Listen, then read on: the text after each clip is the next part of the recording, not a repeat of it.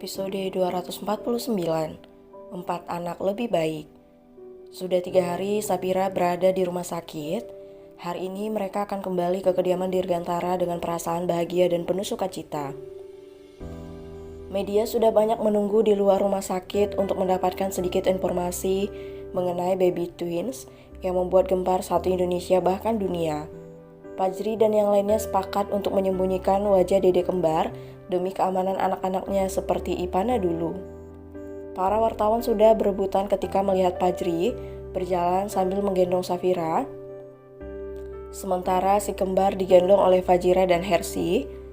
Tim keamanan sudah berjaga di depan pintu keluar, tak lupa juga dengan mobil limousine yang bisa membawa mereka semua.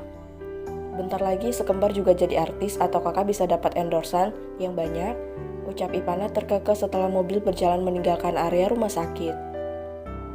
Nggak boleh, kakak harus banyak istirahat biar cepat pulih, ucap Fajri tegas. Biar bisa tambah lagi ya bang, ucap Fajira terkekeh geli. Ah iya bunda, pasti jadi makin rame kalau kakak dan abang punya anak banyak, ucap Ipana juga ikut berbinar. Hus, besarkan ini dulu, baru bikin lagi, ucap Fajri juga ikut tertawa. Ih, ucap Sapira mencubit pinggang Fajri. Au, sakit sayang, ucap Fajri terkekeh sambil mengusap pinggangnya. Sapira hanya bisa mendelik sebal ke arah Fajri yang masih terkekeh. Mereka tertawa karena begitu merasa bahagia dengan kehadiran baby twins yang menjadi pelengkap rumah besar itu. Setelah ini tidak ada lagi keheningan dan kesunyian di sana, yang ada hanya tangisan dari Narendra dan Naila yang terdengar nyaring memenuhi segala penjuru rumah. Tak lama mobil mewah itu berhenti di halaman rumah Dirgantara dengan diikuti oleh beberapa awak media yang memang begitu memburu berita tentang anak-anak Sultan itu. Bang, lebih baik kita ngasih sedikit informasi deh, kasihan mereka, ucap Ipana yang memperhatikan gerbang utama melalui CCTV. Nanti abang buat story aja deh, sekarang kamu istirahat ya, ucap Fajri tersenyum mengelus rambut Ipana. Nanti aja Dede mau main sama si kembar dulu, ucap Ipana berbinar senang. Ah, jangan diganggu deh, mereka baru tidur, ucap Fajri sok garang namun ia tertawa setelah melihat Ipana mendengus sebal. Mereka tengah berada di ruang keluarga karena semua penghuni rumah ingin melihat bagaimana rupa Narendra dan Naila, termasuk juga para ART. Kalian beruntung bisa melihat anak-anak, jadi jangan sampai ada yang membocorkannya. Jika ketahuan, lihat saja apa yang akan saya lakukan, ucap Fajira tersenyum.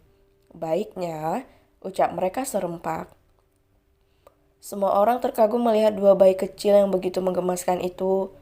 Wah, tuan muda kecil sangat mirip dengan tuan Fajri waktu kecil, ucap mereka kagum. Mereka membandingkan foto masa kecilnya Fajri yang ada di sana dengan Narendra kecil yang masih terlelap di dalam pangkuan Fajira. Iya, nona kecil juga sangat mirip dengan Nyonya Safira. Wah, pasti mereka juga akan sangat pintar dan bisa mengalahkan Tuan Fajri. Itu harus mbak, bagaimanapun anak memang harus bisa lebih baik dari orang tuanya. Ucap Fajri tersenyum sambil membelai kepala Safira. Benar tuan, apa tuan dan nona kecil akan memecahkan rekor IQ tertinggi? Bukankah tuan Fajri memiliki IQ tertinggi nomor 2 di dunia? Ucap mereka semakin berdecak kagum. Hahaha, semoga saja. Masalah IQ bukan hal yang terlalu penting.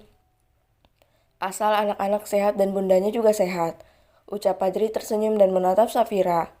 Iya, asal anak-anak sehat, itu adalah hal yang paling membahagiakan untuk kita semua.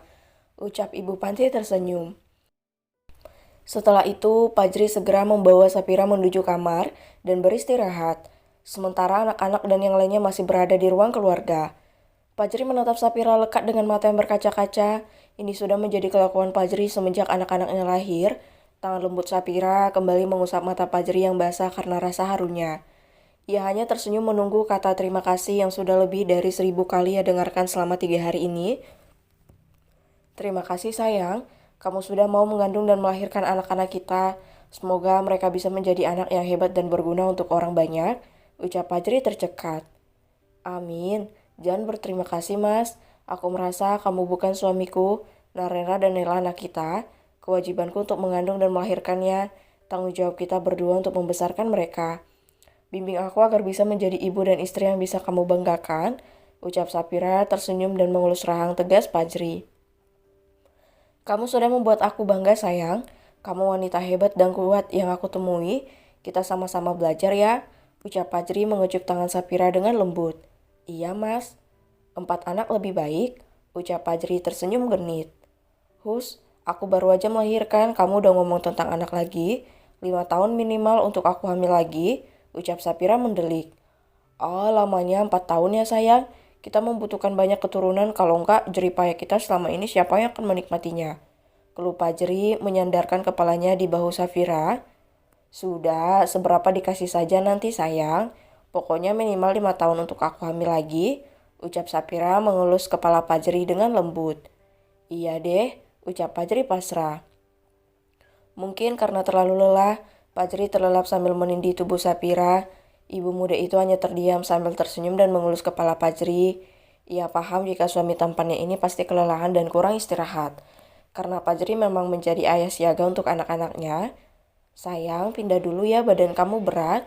Bisik Safira di telinga Fajri. Sayang, panggil Safira kembali. Apa aku ketiduran? Tanya Fajri yang sudah bangun. Iya, istirahat dulu ya. Mau aku peluk? Ucap Safira merentangkan tangannya. Fajri tersenyum. Ia masuk ke dalam pelukan Safira dan langsung terlelap karena merasakan betapa nyamannya dekapan hangat dari istri. Tidurlah sayang, kamu sudah menjadi suami dan ayah yang siaga untuk aku dan anak-anak kita. Aku mencintaimu dengan seluruh jiwa dan ragaku, batin Safira. Ia tersenyum dan ikut menyusul Fajri yang sudah lebih dulu terlelap. Sementara di bawah, para oma-oma masih sibuk membicarakan masa depan cucu mereka. Apalagi Naila, mereka menyiapkan begitu banyak hal yang akan dilakukan oleh gadis kecil itu nanti. Naila harus jadi dokter biar rumah sakit ada yang nerusin. Ipana sudah mewarisi perusahaan. Mas Irfan, Narendra pasti akan mewarisi perusahaan Fajri. Ucap Fajira. Duh, jangan Ji. Naila harus jadi pebisnis biar bisa nerusin T-Group yang udah makin besar. Ucap Hersi.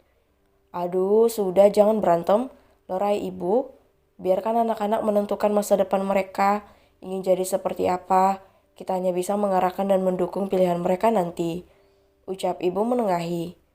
Benar kata ibu sayang, biarkan anak-anak memilih masa depan mereka. Ucap Irfan mengelus kepala Fajira lembut. Baiklah, tapi kita memang harus mengarahkan anak-anak agar tidak salah langkah. Ucap Hersi tersenyum. Betul, kita sama-sama mendidik dan membesarkan mereka. Ucap Fajira tersenyum. Ipana, gadis itu melihat Naila yang terlelap di dalam pelukannya.